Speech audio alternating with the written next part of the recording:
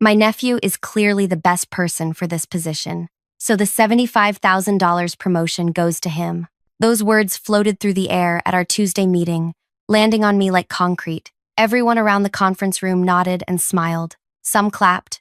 I sat perfectly still, my proposal folder tucked neatly beside me. 6 months of extra projects documenting why I deserved that senior marketing position. 5 years at the company. 260 weekends interrupted by emergency calls. 3 canceled vacations. The nephew had been here 8 months. I watched Kevin, our CEO, beam at his sister's son, Brendan, 24 years old. Business degree still warm from the printer. His main qualification appeared to be sharing DNA with the boss. "Let's give Brendan a round of applause," Kevin announced, his voice dripping with pride. As hands slapped together, my phone buzzed with messages from coworkers. "This is so wrong. You were robbed. Everyone knows you should have gotten it," but no one said a word out loud, including me. I nodded politely when Kevin's gaze drifted my way, my face a mask of professional composure. Inside, something shattered. Hey, before I continue with what happened next, I want to thank you for listening. Drop a comment below telling me where you're listening from. I love connecting with you all. My name is Melody. I'm 32, detail-oriented to a fault, and I've spent my career being what my mom calls the reliable one, the person who arrives early and stays late, the one who remembers everyone's birthdays and brings homemade cookies to meetings, the employee who fixes problems before the boss even realizes they exist. I wasn't always this way. In college, I was known for spontaneous road trips and karaoke marathons. But somewhere along the way, I learned that being dependable made people need me. And being needed felt like being valued. I joined this marketing company fresh out of college. It wasn't my dream job, but I thought it would be a stepping stone. Days turned into months, months into years. I became the go-to person for everything, from major client presentations to figuring out why the coffee maker stopped working. Kevin, the CEO, inherited the company from his father. He was charming in that loud, backslapping way that passes for leadership in some circles. Clients adored him because he took them golfing and remembered their children's names. Employees feared him because his mood could switch from jovial to volcanic without warning. I'd survived by making myself essential. When Kevin needed emergency help with presentations at 11 p.m., I answered. When our biggest client threatened to leave, I created the campaign that kept them. I trained new hires, including Brendan when he arrived last year. Brendan was likable enough, eager, friendly, with an easy confidence that came from never facing serious consequences. He asked good questions and laughed at his mistakes. Sometimes I found myself enjoying our training sessions until I'd remember he was earning nearly my salary, despite knowing a fraction of what I did. He's family. My friend Layla from accounting had warned me months ago, "Don't expect fair play." I dismissed her concerns. The promotion process is structured. There's a committee. They'll review our work objectively. Or so I thought. After the announcement, I finished the workday on autopilot. Congratulated Brendan with a smile that hurt my face. Accepted sympathetic glances from coworkers. Emailed clients. Attended a product development meeting. All while feeling completely hollow. At 6:30 p.m., when the office had emptied, I sat at my desk, staring at my computer screen. 5 years of files organized in perfect folders. Processes I'd created. Problems I'd solved. Relationships I'd built. I hadn't cried yet. That worried me. I should feel something beyond this strange numbness. My phone rang. My friend Tori calling for her weekly check-in. "Hey," I answered. "Did you get it? The promotion?" They'd be idiots not to. They gave it to Brendan. Silence stretched between us. Kevin's nephew, the one you've been training, the one who asked you last month if Russia was in Europe or Asia. That's the one. Melody, that's ridiculous. What about the committee? Your performance reviews? The Westfield campaign you saved? Apparently none of that mattered. You need to fight this, Tori insisted. Go to HR. File a complaint. This is blatant nepotism. I laughed, but it came out wrong. Too sharp, too bitter. HR reports to Kevin. The committee was overruled. It's done. So you're just giving up? That's not you, Mel. Was it not? Hadn't my whole career been about accepting whatever was handed to me with a smile? I should go, I said. Melody, wait. I ended the call. Rain started falling as I drove home, matching my mood. My apartment felt especially empty that night. I heated leftover pasta and poured a glass of wine, then sat on my couch staring at the wall. My phone kept buzzing with texts from worried friends. I ignored them all. Around midnight, I opened my laptop and started typing. Not a resignation letter, something else. A list of everything I did at the company that no one else knew how to do. Client contact history only I maintained. Process shortcuts I'd never documented. Relationship details I'd never shared. The list grew longer than I expected. By 2 a.m., I had a plan forming. Not to quit, not to complain, something different. The next morning, I arrived at work 30 minutes earlier than usual. Before anyone else showed up, I rearranged my desk completely, moved my computer to the opposite side, rearranged my reference materials, changed my desktop background and screensaver. Small changes, nothing dramatic. When my coworker Dana stopped by with her usual morning chat, I responded differently than I normally would. Not rude, just altered. Where I usually offered detailed responses to her stories, today I simply nodded and asked brief questions. "Are you okay?" she finally asked. "You seem different." "Just focused," I replied with a smile that felt new on my face. "Big project today." By lunchtime, I had changed all my computer passwords. I'd reorganized my filing system. I'd even parked in a different spot in the lot. Brendan appeared at my desk at 1:30, grinning widely. "Hey, Melody. I wanted to thank you again for all your help these past months. I honestly couldn't have gotten this promotion without you."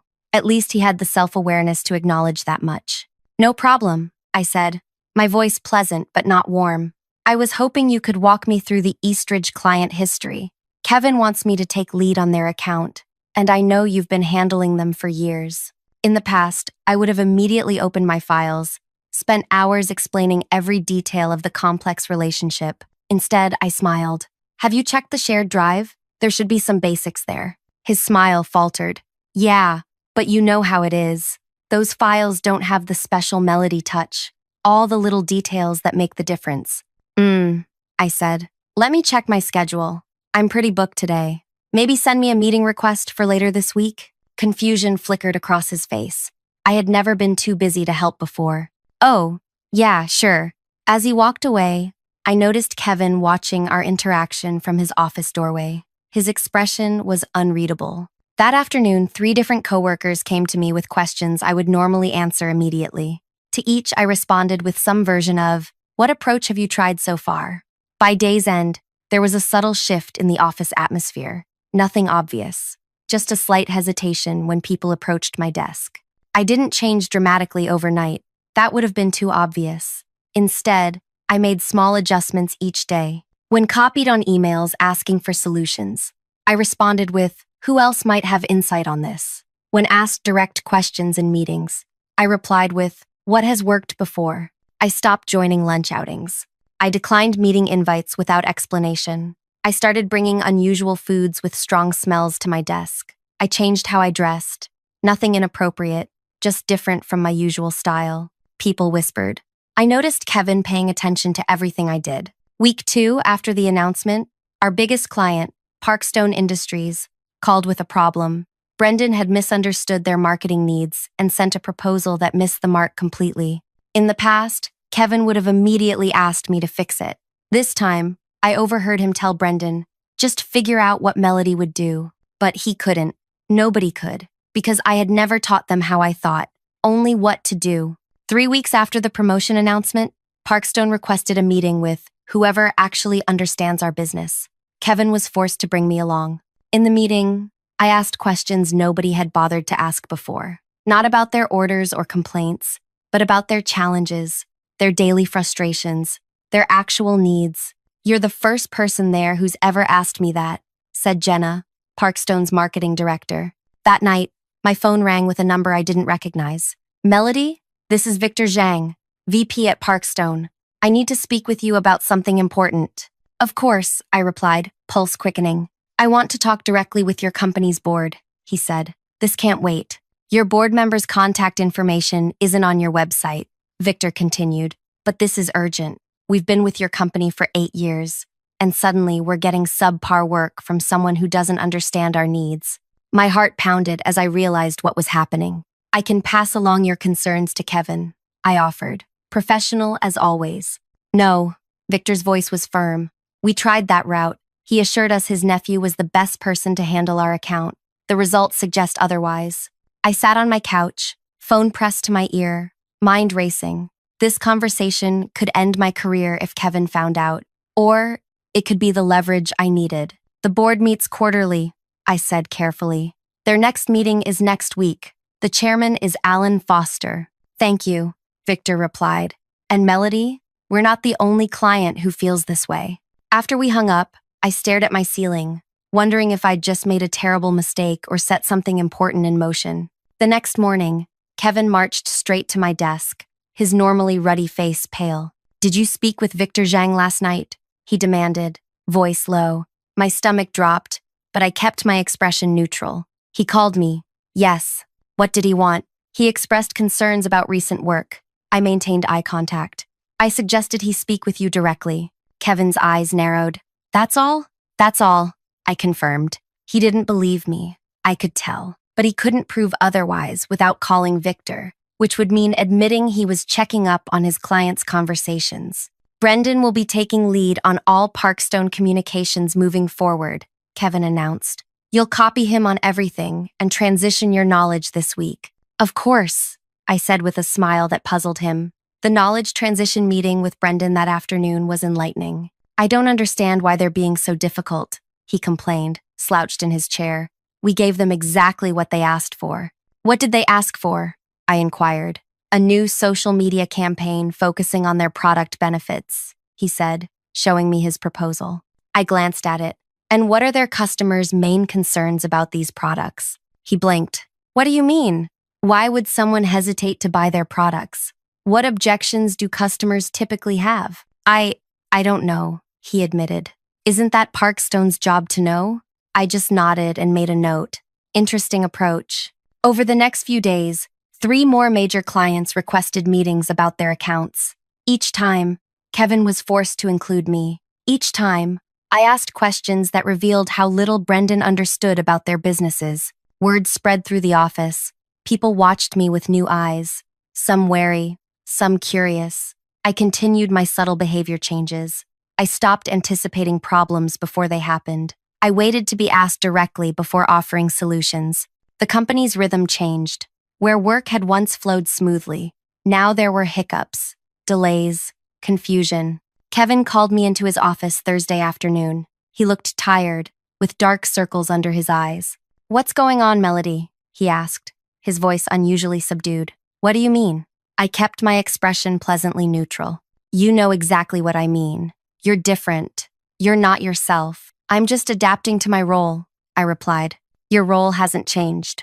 I met his eyes. Hasn't it? He leaned forward, fingers steepled.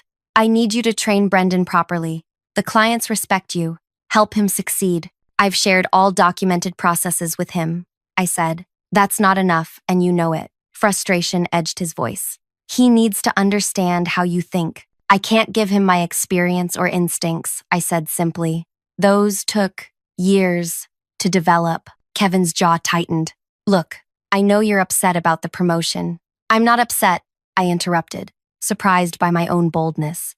I'm adjusting my approach based on the company's values, which you made very clear. He stared at me, genuinely confused. What are you talking about? You demonstrated that relationships and knowledge aren't valued as highly as other factors. I'm allocating my energy accordingly. Kevin flushed. That's not fair. Brendan has tremendous potential. I agree, I said with a smile. And now he has the opportunity to reach it. The following Monday, something strange happened. Alan Foster, the board chairman, appeared in our office, a rare occurrence. He nodded politely to me as he walked directly to Kevin's office. Through the glass walls, I could see their conversation growing increasingly animated. That afternoon, our weekly company meeting was scheduled. Usually, these were brief updates led by Kevin, occasionally with department heads presenting new initiatives. Today felt different. People shuffled into the meeting room with curious glances and whispered conversations. Kevin arrived last, Alan Foster by his side. Thanks everyone for being here, Kevin began, his voice oddly tight. He glanced at Alan, then back at his notes. We have some exciting announcements today. He shuffled papers. cleared his throat twice. As you all know, we recently promoted Brendan to Senior Marketing Director. He's been doing, well, he's been adjusting to his new role. Kevin's usual confidence seemed dimmed. Today, I'd like to recognize his achievement again. My nephew wins the $75,000 promotion. People exchanged confused glances. This had already been announced weeks ago. A few clapped half-heartedly while stealing glances at me. Then Alan Foster stood up. Actually, we need to make a correction, he said, looking directly at me. The room went completely still. Kevin's face froze when Alan continued. Over the past week, I've received calls from 5 of our top clients. They all had the same message. They want direct access to the person who actually solves their problems. Alan's eyes remained fixed on me. In fact, they've added clauses to their contracts specifically naming this person. Murmurs rippled through the room. The board met yesterday in an emergency session, Alan continued. We've decided to create a new position, Chief Client Advocate. This role will report directly to the board and includes a $150,000 raise. Brendan's face had gone pale.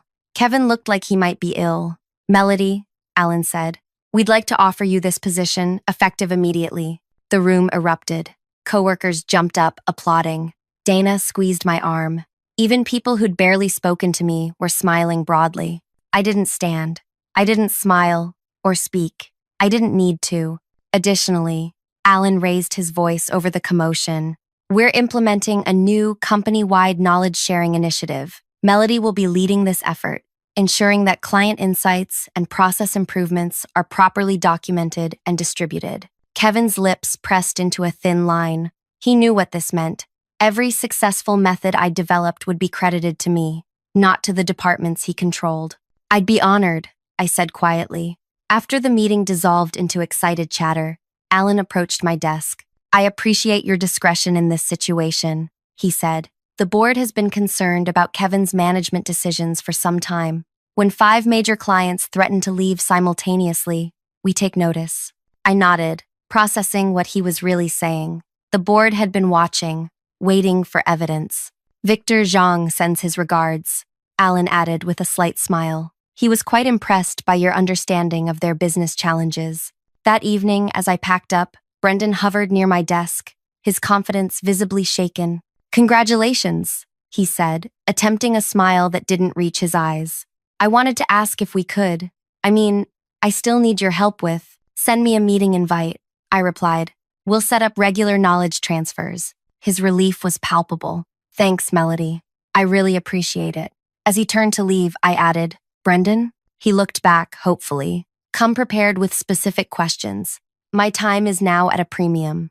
The subtle shift in our dynamic wasn't lost on him. He nodded quickly and walked away. On my drive home, my phone rang.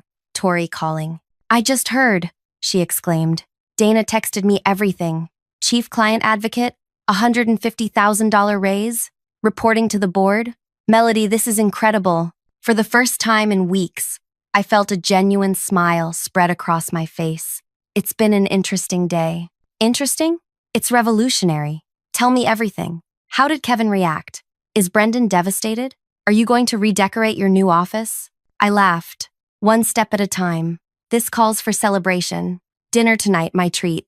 At dinner, I gave Tori the full story. How I'd stopped being the office savior. How clients had noticed immediately. How Kevin had unwittingly revealed the company's vulnerability by promoting Brendan. So you didn't campaign against him or complain to HR, Tori marveled, sipping her wine. You just stopped overperforming. Not exactly, I corrected her. I stopped giving away my knowledge for free. I showed them its value by temporarily withholding it. Tori shook her head in admiration. That's brilliant and terrifying. How so? You revealed how dependent they are on you. That gives you power, but it also makes you a target. Her words stayed with me as I settled into my new role. She wasn't wrong. The first month as Chief Client Advocate was challenging. Kevin avoided me entirely, communicating only through email when absolutely necessary. Brendan oscillated between resentment and desperate attempts to win my approval. Other executives watched me warily, suddenly unsure of where I fit in the hierarchy. Was I above them now? Equal? A threat to their domains? Meanwhile, clients were ecstatic. I traveled to their offices, learned about their industries firsthand, and created tailored marketing approaches that went beyond surface-level campaigns. Our client retention rate climbed to 98%. I instituted weekly knowledge-sharing sessions, documenting client insights, and teaching others my approach. Some embraced it eagerly, others resented being taught by someone they considered a peer. 2 months into my new role, I overheard Kevin telling another executive, "She's building her own empire in there. The board doesn't see what she's really doing." The comment stung, but also confirmed I was having the impact I wanted. I wasn't just succeeding, I was changing how the company operated. In my 3rd month, Alan Foster requested a private lunch. "The board is extremely pleased with your work," he said as we settled at our table. "Client satisfaction scores are the highest they've been in 5 years." "Thank you," I replied. "The direct reporting structure has made it easier to implement changes quickly." Alan nodded thoughtfully. "That's partly what I wanted to discuss. Kevin has raised concerns about the organizational structure. He feels the chief client advocate role creates confusion in the reporting lines." There it was, the pushback I'd been expecting. "I understand his perspective," I said carefully. "Change is difficult." "Indeed." Alan studied me. "Kevin has suggested bringing your role back under his supervision." My stomach tightened. Was my victory being reversed already? "I see." I managed to keep my voice steady. "And what does the board think?" Alan leaned forward slightly. "The board thinks Kevin doesn't fully appreciate the situation. Our clients have made it very clear who they trust. However," he paused, "we need to consider the long-term stability of the organization." "Of course," I agreed, although uncertainty crept through me. Was this a diplomatic way of telling me they were siding with Kevin after all? "Which is why," Alan continued, "we'd like to discuss a more significant change." Alan took a sip of water, his eyes evaluating me. "The board is considering a restructuring of the executive team. Kevin has been CEO for 7 years now, and while the company has grown, we've noticed certain patterns in decision-making that concern us." My heartbeat quickened. "What kind of patterns?" "Prioritizing personal relationships over business outcomes, resistance to innovation, limited understanding of our clients' evolving needs." Alan set down his glass. "The board believes the company needs new leadership to move forward." The implication hung in the air between us. I kept my expression neutral, though my mind raced. "Are you suggesting what I think you're suggesting?" Alan's smile was slight but meaningful. "We're creating a new position, Chief Operations Officer. This person would oversee all client relationships, marketing strategies, and internal processes. Kevin would remain CEO, focusing on investor relations and big-picture vision, which would mean most of his current responsibilities would shift to the COO," I observed. "Precisely," Alan nodded. "We'd like you to consider taking this role." I sat back, genuinely surprised. When I'd started my subtle rebellion, I'd hoped for recognition, maybe a comparable position to what Brendan received. I never imagined this. "Kevin won't accept this easily," I said carefully. "No, he won't," Alan agreed, "which is why we need someone who understands how to navigate complex relationships. Someone who can implement change without creating unnecessary conflict." I almost laughed at the irony. They wanted me to be diplomatic about essentially demoting Kevin after he'd passed me over for a promotion. "I appreciate your confidence," I said. "When would this transition take place?"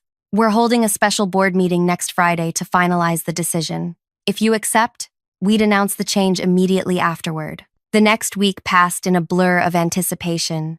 I told no one about the potential promotion, not even Tori. This wasn't something to celebrate prematurely. Kevin seemed to sense something brewing. He began showing up at client meetings he'd previously delegated, speaking over me when I made suggestions. In one particularly uncomfortable session, he contradicted my recommendation for a client's campaign strategy, insisting his approach was better. The client, Harper from Blue Sky Technologies, looked between us, clearly confused by the conflicting advice. "Perhaps we should discuss this internally before proceeding," I suggested smoothly. Kevin's face reddened. "There's nothing to discuss. We'll go with my approach." After the meeting, Harper pulled me aside. "Is everything okay, Melody?" That was tense. "Just passionate about finding the right strategy," I replied diplomatically. Harper wasn't convinced. "We trust your judgment. Your solutions have consistently delivered results for us." That evening, Kevin called me into his office. The sun was setting, casting long shadows across his desk. "You undermined me today," he said without preamble. "That wasn't my intention," I responded calmly. "I was offering an alternative perspective based on Harper's previous campaigns." "You've been offering alternative perspectives quite often lately." His fingers drummed on his desk. "The board seems very impressed with your ideas." So he knew something was happening. "I'm just doing my job, Kevin." He leaned forward. "Let me be clear. I built this company into what it is today. Not you, not the board, me." Technically, his father had built the company, but I didn't point that out. "No one is questioning your contributions," I said. "Aren't they?" His eyes narrowed. "Alan Foster has scheduled a special board meeting. What do you know about that?" "The board doesn't share their agenda with me," I replied truthfully, if not completely forthcoming. Kevin studied me, trying to determine if I was lying. I maintained eye contact, my expression neutral. "You've changed, Melody," he finally said. "You used to be a team player." "I still am," I responded. "I'm just playing for the right team now. Our clients." The morning of the board meeting arrived. I dressed with extra care, a navy blue dress that was professional but confident. As I walked through the office, I felt Kevin watching me from his doorway. Brendan intercepted me at the coffee machine.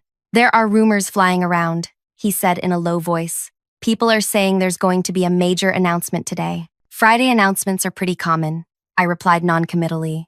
"This feels different." Brendan shifted uncomfortably. "Uncle Kevin has been on edge all week. Is something happening with the company? Are there layoffs coming?" I looked at him, really looked at him. Despite everything, Brendan was just a young man caught in his uncle's power games. He hadn't asked to be thrust into a position he wasn't ready for. "Brendan, whatever happens today, or any day, focus on learning the business properly. That's the only real security anyone has." He seemed surprised by my sincerity. "Yeah, okay, thanks." At 2 p.m., my phone buzzed with a text from Alan. "Decision made. Company-wide meeting at 4 p.m. The next 2 hours crawled by. I reviewed client files, responded to emails, all while an electric current of anticipation ran through me. At 3:55, I walked to our large conference room. It was already filling with employees, whispers bouncing off the walls. Kevin stood at the front with Alan and 2 other board members, his posture rigid, face unreadable. He didn't look in my direction. Alan began precisely at 4 p.m. "Thank you all for gathering on short notice. The board has been evaluating our company structure to ensure we're positioned for future growth. Today, we're announcing several organizational changes, effective immediately." The room went silent. I could feel people holding their breath. First, we're creating a new executive position, Chief Operations Officer. This role will oversee all client relationships, marketing strategy, and internal operations. Kevin stared straight ahead, his jaw tight. "Melody will be stepping into this role," Alan continued. "Her exceptional client relationship skills and innovative approaches have impressed both our customers and the board. She'll be building a new team structure to support our evolving business needs." Murmurs rippled through the room. Several people turned to look at me, some with surprise, others with knowing smiles. "Additionally," Alan continued, "Kevin will be focusing his efforts as CEO on investor relations, strategic partnerships, and long-term vision planning." Everyone in the room understood what this really meant. Kevin was being moved away from day-to-day operations. His kingdom was shrinking. "These changes reflect our commitment to putting client needs at the center of our business," Alan concluded. "Please join me in congratulating Melody on her new role." Applause erupted, hesitant at first, then gaining strength. I smiled graciously, nodding my thanks as colleagues approached with congratulations. Through the crowd, I caught Kevin's eye. His expression was a storm of emotions: anger, disbelief, and something else that might have been grudging respect. The next few weeks transformed the company. With board backing, I reorganized departments based on client needs rather than traditional marketing functions. I created cross-functional teams that brought together different expertise. I implemented transparent project tracking so everyone could see progress and bottlenecks. Most importantly, I established a knowledge-sharing program that documented our best practices and successful strategies, ensuring no one person held exclusive information that could leave with them. Brendan, surprisingly, thrived under the new structure. Relieved of responsibilities he wasn't ready for, he excelled in a role focused on social media innovation. Without his uncle's shadow looming over him, he developed his own strengths. Kevin withdrew into his new, limited role. Our interactions were strictly professional, confined to necessary meetings. Sometimes I caught him watching team brainstorming sessions from outside the glass conference rooms, his expression unreadable. 3 months after the restructuring, our quarterly results showed a 30% increase in client retention and 15% growth in new business. The board was delighted. Alan stopped by my office after the numbers were announced. Impressive work, Melody. The transition has been smoother than we anticipated. Thank you. The team has really embraced the changes. He nodded thoughtfully. Kevin has requested a meeting with the board next week. He wants to discuss his role going forward. I see, I said, keeping my voice neutral. Any concerns? Not from our side, but I thought you should know. Alan paused. This was never about punishing Kevin. It was about recognizing talent and putting the right people in the right positions. I understand that, I assured him. After he left, I sat quietly at my desk, reflecting on the journey. My revenge, if you could call it that, hadn't been about destroying Kevin or exposing him publicly. It was something far more powerful. I had transformed his company by simply revealing my true value and refusing to hide it any longer. The following Monday, Kevin knocked on my office door, the first time he'd sought me out in months. "Do you have a minute?" he asked. I gestured to the chair across from my desk. "Of course." He sat, looking uncomfortable. "I've been doing some thinking. A lot of thinking, actually." I waited, giving him space to continue. "When my father handed this company to me, I promised him I'd grow it, make it stronger." Kevin looked out my window. "I thought I was keeping that promise. The company has grown under your leadership," I acknowledged. "Growth isn't just about numbers," he said, surprising me. "It's about building something that outlasts you, something that doesn't depend on just one person." I nodded, understanding exactly what he meant. "I'm stepping down as CEO," he said finally. "I've recommended to the board that you take the position." Whatever I'd expected, it wasn't this. "Kevin, that's the right decision," he interrupted. "You understand this business better than I ever did. The clients know it. The employees know it. The board knows it. I was just the last one to accept it." He stood up. "For what it's worth, I'm sorry. About the promotion. I made a mistake, a big one." "Thank you for saying that," I said, genuinely moved by his honesty. As he turned to leave, he added, "Brendan mentioned you've been mentoring him on the Parkstone social campaign. Thank you for giving him a real chance." "He's earned it," I replied. "He has good instincts when he's allowed to develop them on his own." Kevin nodded, a flicker of pride crossing his face. Maybe there's hope for the kid yet. After he left, I sat back in my chair, processing what had just happened. This wasn't how revenge was supposed to feel. There was no triumphant gloating, no desire to celebrate Kevin's defeat. Instead, I felt something closer to respect for his ability to finally recognize the truth and accept it. 2 days later, the board unanimously approved my appointment as CEO. The company gathered for the announcement, applause filling the room as I stepped up to speak. "Thank you for your trust and support," I began. "When I joined this company 5 years ago, I never imagined standing here today. But I've learned that growth comes in unexpected ways, sometimes through challenges, sometimes through opportunities, and sometimes through moments that initially feel like setbacks." From the corner of my eye, I caught Kevin nodding slightly. "Moving forward, our focus will be on developing everyone's strengths, sharing knowledge openly, and putting our clients' success at the center of everything we do. No one person, including me, should be irreplaceable. Instead, we'll build systems where everyone can contribute their unique talents to our collective success." As the meeting concluded and people returned to their desks, Brendan approached me. "Congratulations, CEO," he said with a genuine smile. "Uncle Kevin made the right choice this time." "Thanks, Brendan." I wanted to ask. He hesitated. "The client knowledge program you started. I'd like to help expand it. I've been thinking about creating video tutorials for new team members." I smiled, recognizing the irony. The nephew who once relied entirely on my knowledge now wanted to help others learn. "That's an excellent idea," I told him. "Set up a meeting and we'll discuss it." That evening, as I packed up my things, now to move into the CEO office, Tori called. CEO Melody, she exclaimed. I need details immediately. Dinner tonight? My treat again? We're celebrating. I laughed. Actually, can we do this weekend instead? I have some planning to do tonight. Fine. But I expect the full story, every juicy detail.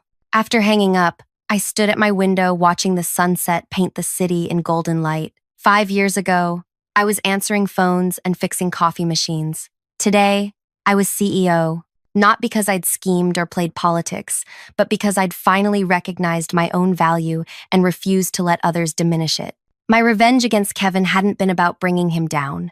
It had been about rising to my full potential, something I could have done long before if I'd believed in myself enough to try. Sometimes the best revenge isn't about getting even, it's about getting ahead. If you enjoyed this story, please hit the like button and subscribe to hear more stories like this one. I'd love to know, have you ever been underestimated at work or school? How did you handle it? Share your experiences in the comments below.